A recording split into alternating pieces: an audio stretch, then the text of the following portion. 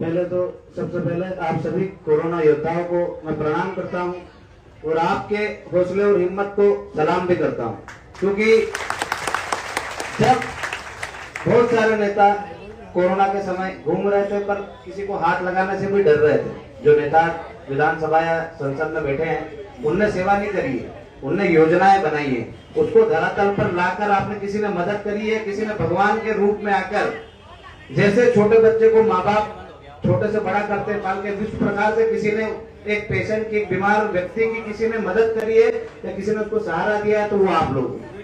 तो आप लोगों का एहसान मध्य प्रदेश की जनता नहीं भूलेगी। नेता भूल सकते हैं, इसमें कोई दो राय नहीं है, क्योंकि नेताओं को आज जब आपके साथ आके खड़ा रहना था तब वो अभी सत्ता के आनंद ले रहे हैं, और उस आनंद को लेने में किसी का सहयोग है तो वो आप लोग हो, क्योंकि आप लोगों की वजह से ही उनकी सरकार टिकी हुई है।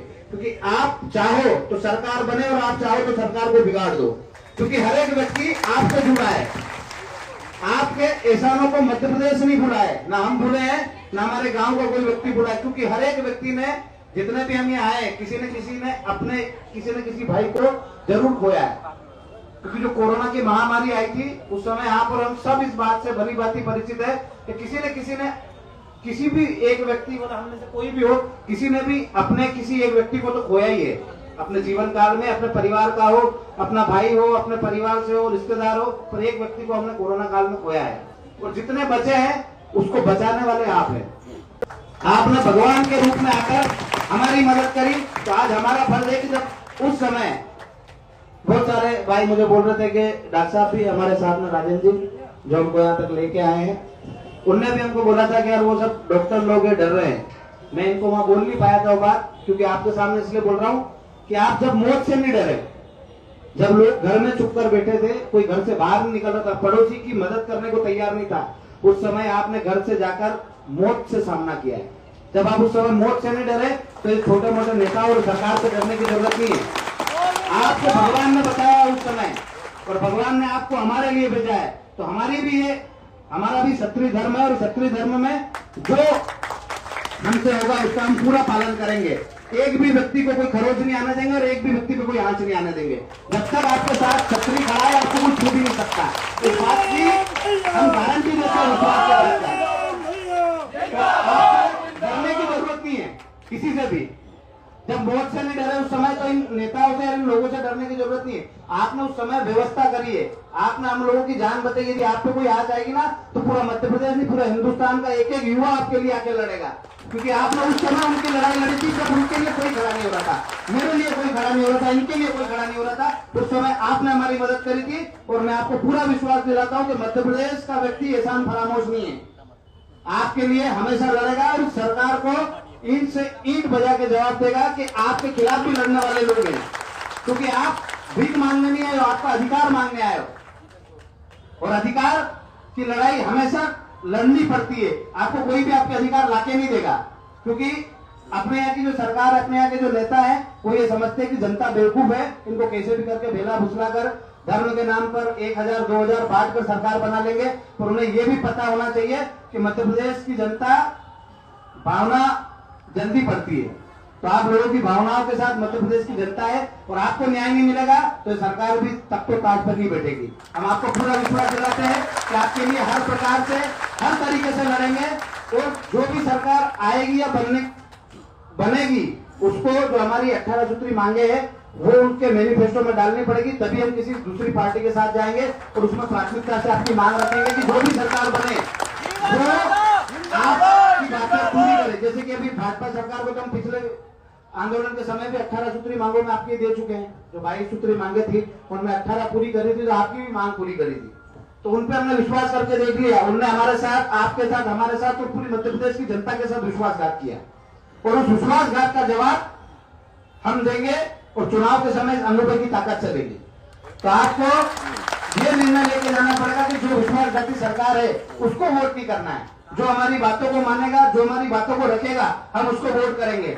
कांग्रेस को भी हमने हमारा पूरा 18 सूत्री मांगों का प्रोफार्मा दिया है, वो भी उनके वचन पत्र में डालने का मैं बोल रहे हैं। यदि कोरोना योद्धाओं की मांगों को भी उसमें डाला जाएगा तो आपको उनका सहयोग करना है। हम गारंटी देते हैं कि यदि सरकार बनेगी और वो हमारी बातों को 18 सूत्री मांगों को उनके मैनिफेस्टो में रखेंगे तो हम पूरी ताकत के साथ आपकी हर एक मांग को बनवाएंगे।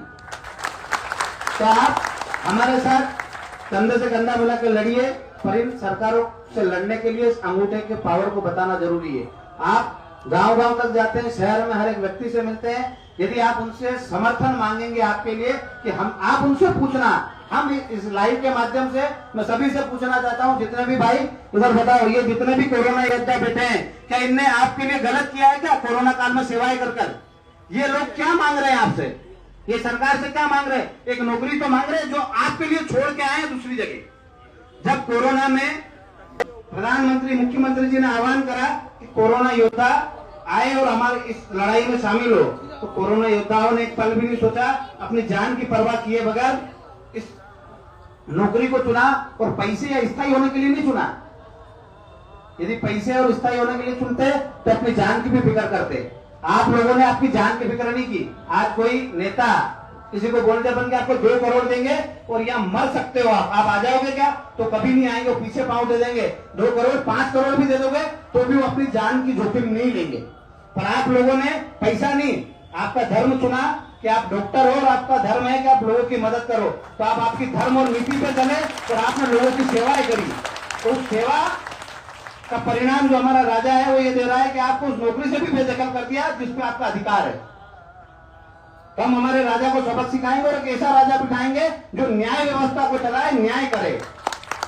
तो जिन लोगों ने नीतिगत चले, अपने धर्म को समझा और आपकी सेवा करी, मरने से नहीं डरे, उन लोगों को हम बाहर नहीं कर सकते। हम उनके लिए लड़ेंगे और उनकी नौकरी भी लगवाएंगे। तो आप सबसे निवेदन है कि आप भी संगठन की ताकत को पहचानो और सरकार को चैलेंज करो। यदि हमें आप लेके नहीं आए तो हम आपको नहीं आने देंगे। इसी के साथ इनकलाब जिंदाबाद, जिंदाबाद, जिंदाबाद। हमारा मध्य प्रदेश का एक ही किंग, मध्य प्रदेश का एक ही किंग।